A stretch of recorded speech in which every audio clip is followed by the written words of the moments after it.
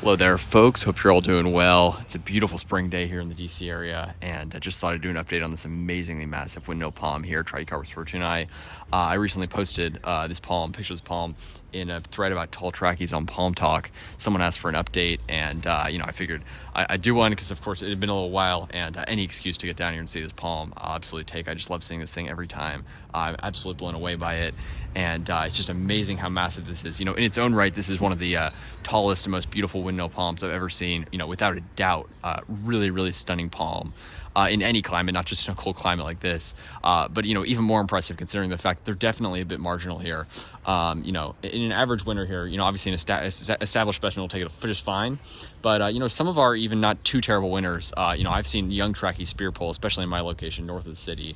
But right here in the city, you got all this, obviously lots of bricks, lots of, you got all the streets and everything. You got this great urban heat island effect, so it's definitely warms it up a couple degrees compared to where I am, and it's also against a south-facing wall. So this is just about the perfect microclimate for windmill palm here. Probably as close to fully hardy as they get in the DC area, and it shows because this palm has been here. I don't know exactly how long. I spoke to the owner. He said a friend of his planted it a long time ago. When it was small, so presumably that would have been like in the 90s, at least. If not longer ago. I mean, this palm is old now. It's massive, and it's survived all the freezes completely unprotected, never ever been protected. Survived 2014, survived all those other terrible freezes, and still growing strong, and just amazing. So we hit, it's probably was a bit like a couple degrees warmer here, but probably hit definitely in the single digits here, and this palm took it no problem, no damage up there that I can see. Looks absolutely flawless. You can see it actually flowering. I'd love to know if these are male or female flowers. You guys can let me know. They look kind of like the ones I have, which are female flowers, but I'm not exactly sure. You guys let me know about that. But lots and lots of flowers up there. Very nice, healthy palm. And it's interesting, some people were actually posting pictures on Palm Talk of some palms. They were wondering if they were still alive, and they were flowering. So even if a palm spear pulled, if it's flowering, that's usually a good sign that it's still alive. And this palm is just amazing. This is, again, a viewer of mine let me know about this. I didn't actually, this is not one that was widely known or that I found on my own. It was actually a viewer of mine that let me know that, and I'm extremely grateful to that viewer because, I know of, probably a dozen or so trackies that are over 20 feet in the DC area. So there's a number of big ones that have survived those bad freezes, obviously most recently being 2014. But I don't know of any with nearly the robust size of this. A lot of them seem to, even like the Smithsonian one, which I love, of course, but it just has a much smaller crown than this one, not nearly as wide. The petioles on this palm are at least 2 or 3 feet.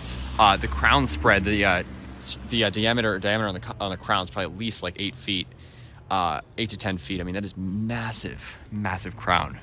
Several dozen fronds up there at least, and just unbelievable. So you can see the story already starts. You got like part of the basement there, first story, second story, and it's all the way up now to that third story window up by the attic. So that is like legitimately nearly 30 feet, if not at the 30-foot mark. Unbelievably beautiful palm, and I will be, of course, keeping my eye on this one because it is just, certainly the biggest I know of in the DC area. If you guys know of any others, or certainly any bigger, let me know. I don't know of any others that can even compete with this. But yeah, if you guys know of any other palms in the DC area, please let me know. So many of my palms, again, I found out just from viewers, including this one, and I'm just extremely grateful for that because knowing that this is here is pretty incredible.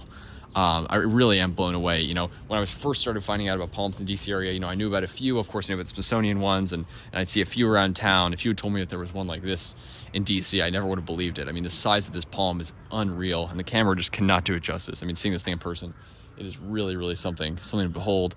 And it's interesting, looking on Google Street View, I guess no wonder no one had ever spotted it, because it's like completely hidden on Street View by this huge beautiful crepe myrtle here and all the foliage around it, so it's kind of sort of tucked away in here, which again also probably helps shelter it a bit from like winds and stuff. But perfect planting site, and the owner actually took some of the English ivy off the trunk, which is good. There was some growing up in the trunk, so definitely remove the ivy from your palms. But I mean, this thing is just about as beautiful as it gets for windmill palms. One of the most beautiful palms here in the mid-Atlantic, and really just a spectacular specimen. I'm really just always blown away by it. Take care, folks.